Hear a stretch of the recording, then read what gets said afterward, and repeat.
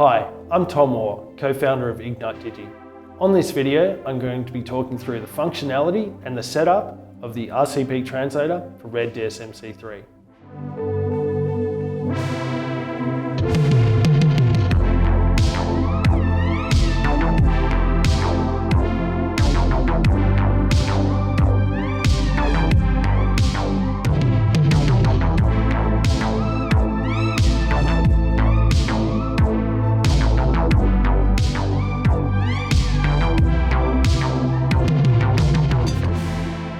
RCP stands for Red Command Protocol. For many years, DSMC1 and DSMC2 cameras used RCP1. With the more modern cameras, Komodo, VRaptor, VRaptor XL, Red has moved to a new protocol, RCP2. Here I have the MōVI Pro and the Ronin 2. The MōVI Pro came out in late 2016 and the DJI Ronin 2 came out sort of early 2017. So these gimbals are quite old now, and they use RCP1 to communicate to Red cameras. The MōVI Pro and MōVI XL communicate via the CAM port on the TSU, and the Ronin 2 communicates via the RSS port on the power hub.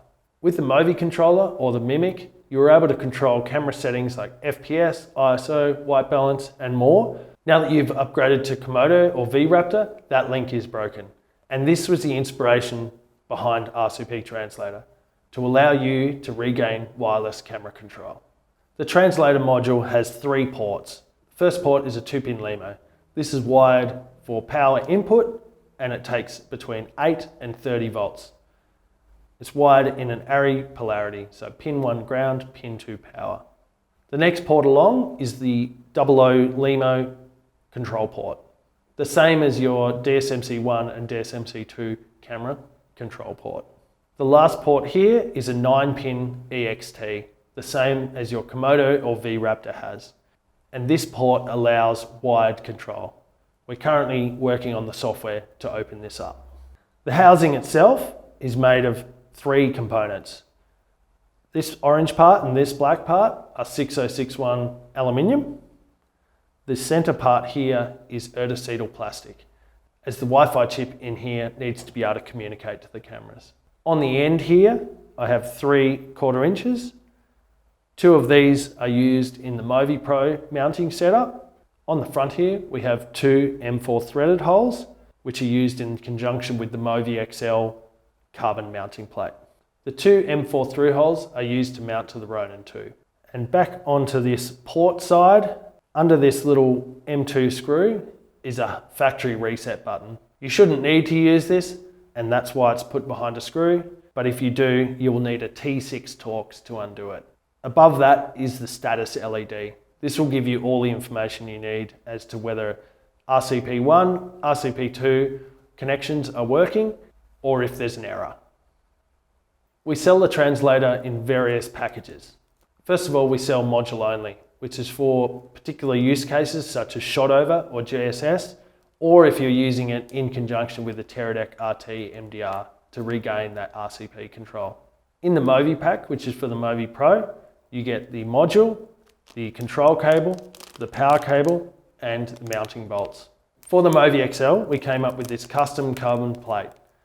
This allows you to mount the translator in the perfect position to then be able to use the same cables as the MōVI Pro for control and power.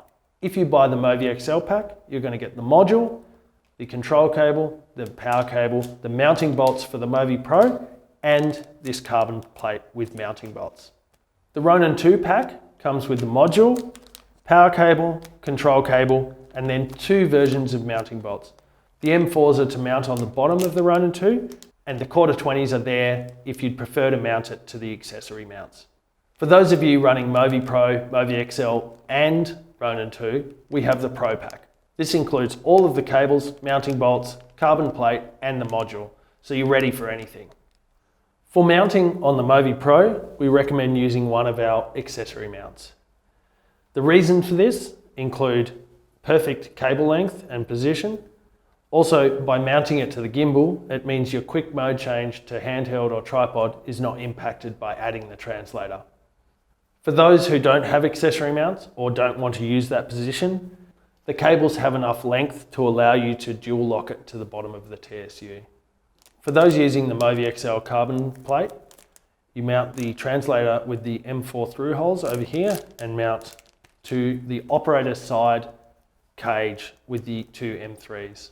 Under here, the two M4s that you would normally mount the P-tap bracket with, you can now mount the translator with. And that is a perfect position, out of the way, also not on the camera, so it doesn't affect quick mode change. If you do want to continue to use your P-tap bracket as well as the translator, that's all good. You can still use the threaded M4s on the translator to mount that. Before you start using your RCP translator, we recommend that you update your firmware of your gimbal, its controller, and the cameras to the latest production build. This will ensure the maximum compatibility. We've put all of the links in the description below. As Red continue to update their cameras and release new settings, we will continue to update the translator. So when you receive yours, or even if as you're using yours, it's worth checking on our website that the latest firmware is on your unit. I've got the translator rigged here on the accessory mount on the MōVI Pro. The first thing we're going to do is plug in the control cable. So this uses the 8-pin cam down here on the TSU. Plug it in and then plug the 4-pin control in. Next to the cam port on the MōVI is the CAN port, C-A-N, and that's going to provide power for the translator. I've got the gimbal on already, so you're going to see the LED start to flash, and that's the translator booting. At the moment, I don't have the camera on and I don't have the camera connected, so we're going to talk through that next. On the translator, I have a flashing yellow light.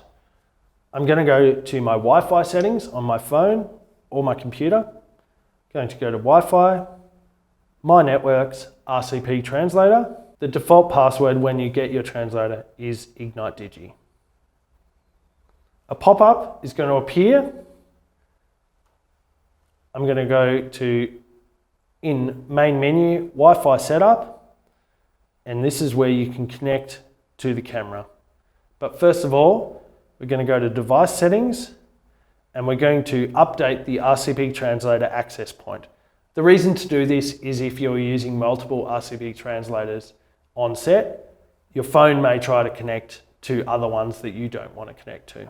Save. And what that's going to do is it's now going to reboot the RCP translator with the new settings. Now the pop-up has come up again and we're going to go to Wi-Fi setup and we're going to turn on our camera. If you have multiple RCP translators that you are working on setting up, we recommend doing them one at a time. Powering up multiple RCP translators fresh out of the box will confuse you and confuse your phone because the Wi-Fi networks will all be named RCP translator. So on your camera, go menu, communication, Wi-Fi, mode you want to set to ad hoc. Then go back out of that, go ad hoc menu. You can set your SSID and password for the camera itself. I've got Red K for the Komodo here, and my password is Ignite Digi. The next thing is the band. It's important to use 2.4 gigahertz, not 5.8. Channel doesn't matter. Now go back to the main screen and go back to your device. Go Wi-Fi setup. I'm choosing Red K, Ignite Digi, join. Now it'll connect to the camera. Success. You will now lose this pop-up and you'll only be able to access this pop-up and RCP translator settings when the camera is off. The reason we kick the phone off the access point is to allow the maximum amount of memory and processing power for the translation, not for running the web page. Now I need to make sure the MōVI Pro or MōVI XL have the controller set up and the right settings in the MōVI menu. So I'm going to go to the MōVI app on my phone, going to connect to my MōVI Pro. I'm going to go to configurations, dual op. If I'm using the MōVI controller, I've got MōVI controller set up. and then go to adjustments, and camera type is the selection you want to do, and you want to choose red RCP. Make sure your MōVI Controller RX or your FRX Pro are plugged into the COM1 on the MōVI spine. If you plug it into COM2, you will get pan, tilt, roll control, but you won't get camera control. So that's an important thing to note. Now that I've got the cable into the COM1, I've got the receiver up here, and I've got the MōVI set up to red RCP. So now that I've got all of those settings right, we should be getting green on the translator. In this case, we're not. We're getting a yellow and red flashing light. First thing I'm going to do is take the MōVI Pro out of sleep. I'm then going to go across on the back screen here on the MōVI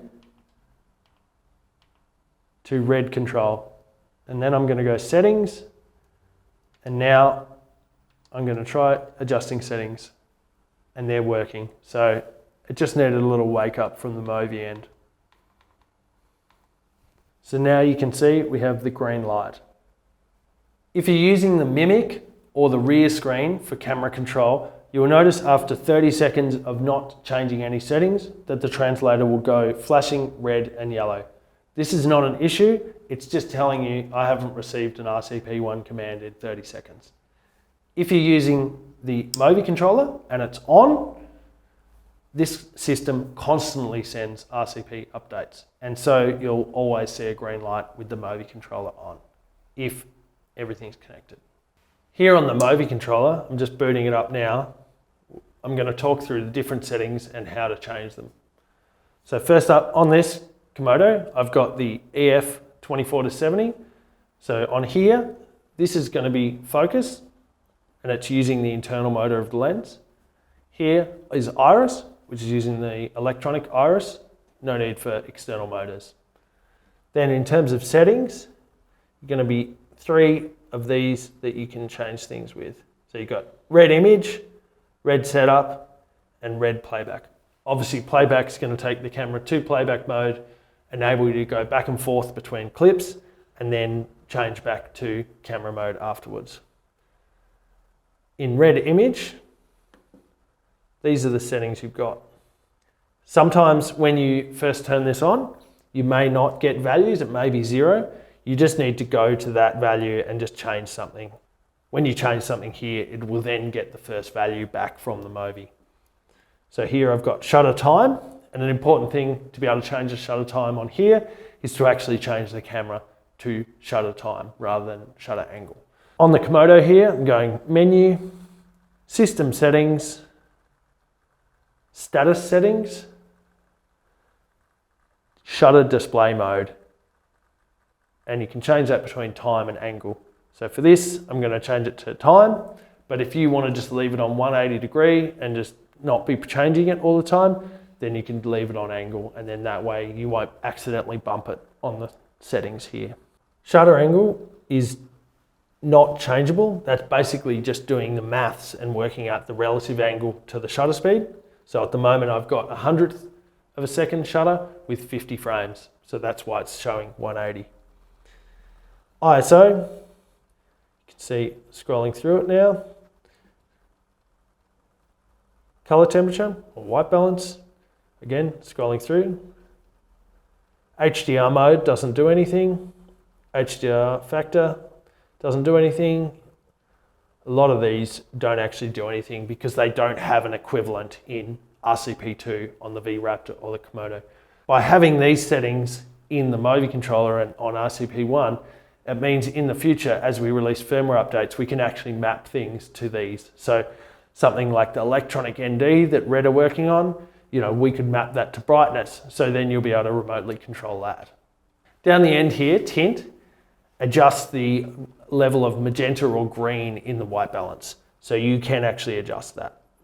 In Red setup, this is where you're controlling project settings, recording frame rate, and other important settings. First up, project frame rate. This is not something you're going to be adjusting all the time. And it's a little bit slower to change than other settings because the camera takes a little bit of time to go from a project base of 25 to 29.97. So in my case, I want it on 25, so just got to be patient and do one toggle and then wait for it to update. And you'll also see that update if you've got the overlays on your SDI. Recording frame rate, obviously that's something I'm going to be changing quite often. I've got the Komodo on 2K, so I can go up to 120 frames here. Camera mode was there for the older cameras where you could change between motion and stills. That's no longer relevant in these new cameras. False color is obviously important if you like that, to use that for exposure. Magnify is on and off, so one forward and then one back.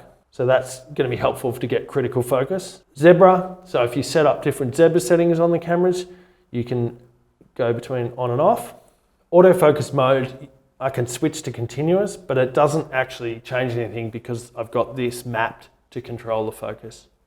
Red code comp is red code compression. So obviously on the older cameras, it was a number. Now it's a mode. So ELQ, LQ, MQ, and HQ. And we've mapped them to different numbers. So 3 is HQ, 8 is MQ, 13 is LQ, and 22 is ELQ. The settings on here will be identical on the MōVI XL. So the same controls and the same ports. Everything's the same for the XL, just using a different mounting bracket. In this setup, we could run one additional motor on the zoom and then map that to this on the outside of the controller. And then you would have an awesome single op setup that's pretty lightweight. If you do run into any issues, please reach out either through email, Instagram DM, or WhatsApp. Setting up the translator on the Ronin is a simpler process than with the MōVI. If you've already set up a translator on the MōVI and then you're moving that same translator and camera to the Ronin 2, it will just be plug and play. First up, I've turned the Ronin 2 on and paused the motors here at the back. Then I'm unlocking the tilt and I'm going to show you here just how it's mounted and the cables. I've mounted the translator with the two M4 bolts and I've got the RSS to control cable and the 6-pin Ronin 2 to 2-pin power. So you can see here I've got the blue and yellow flashing, and what that's saying is I don't have connection with the camera, but I do have connection with a RCP1 device, which is obviously the power hub or the gimbal. The other indication light you'll get on the power hub is when you plug the RSS in and it's wired correctly, which it will be, you'll get a green light rather than a red light. So now in terms of setup, we're going to go through the phone setup to connect the translator to the camera, the same as we did with the MōVI and the Komodo. So I've got my phone, gone to the Wi-Fi. I can see RCP Translator as a network, Ignite Digi. Now I'm connected, I will get the pop-up. The RCP Translator browser has come up, and this is where you can connect to the camera. But first of all, we're going to go to Device Settings, and we're going to update the RCP Translator access point. The reason to do this is if you're using multiple RCP translators on set, your phone may try to connect to other ones that you don't want to connect to. Save. And what that's going to do is it's now going to reboot the RCP translator with the new settings. Now the pop-up has come up again, and we're going to go to Wi-Fi setup.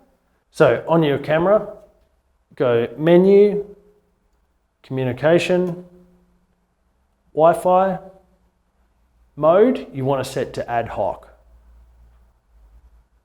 Then go back out of that, go ad hoc menu. You can set your SSID and password for the camera itself. Red V is what I've called my V-Raptor, and my password is Ignite Digi. The next thing is the band. It's important to use 2.4 gigahertz, not 5.8. Channel doesn't matter. Now go back to the main screen and go back to your device. Wi-Fi setup. Red V is what I've called my V-Raptor. Again, top secret, Ignite Digi is the password. Connecting to Red V. Success. And now the translator will shut down and reconfigure to connect to the camera, and then I will no longer be able to access this browser unless the camera is turned off. And the idea of that is to protect the translator from multiple devices connecting to it and slowing the processing down. We want to keep that translation process as fast as possible. So now you can see over here, I've got the RCP Translator and I've got the green light, which means both the connection to the camera and the connection to the gimbal is good. So the first thing you can check is you can go to the back menu on the Ronin and go to camera, and then you should be able to change settings from there. So I'm changing ISO, changing shutter angle. Again, that's if you're going to use the Ronin 2, you want to make sure your V-Raptor or Komodo are set up to shutter angle mode. FPS is recording frame rate, not project frame rate. We figured that was more useful to change than the project frame rate remotely. So now we've confirmed it's working on the back of the screen, I'm going to turn the Force Pro on, and that's connected to the Ronin through the universal receiver. And then I can go bottom right is gimbal menu, down to the camera, and now I can see the settings. And this would be the same on the Master Wheels. So I can change the ISO, change the shutter angle. I've got the 28mm Otis EF lens. So on this lens, I'll be able to control the electronic aperture or iris. So on the settings, I'm going to aperture. If you can't see a number on there, then it may be that your lens needs reseating. I just had that issue then. So just reset your lens and then it should come up. So there's a software limitation in the Ronin 2 where wide open is 2.8, regardless of the lens. So, in this case, I've got a 28 f1.4, but I can only open up to 2.8. And unfortunately, that's a DJI limitation. We can't work around that. So 2.8, your focus puller will appreciate you for not being able to open to 1.4. The other setting you'll be able to use on the Force Pro or the Master Wheels is the run stop. If you do run into any issues, please reach out, either through email, Instagram DM, or WhatsApp. RCP Translator for Red DSMC3 is available now on our store or through resellers such as CVP, DV Inside, and Tinu International.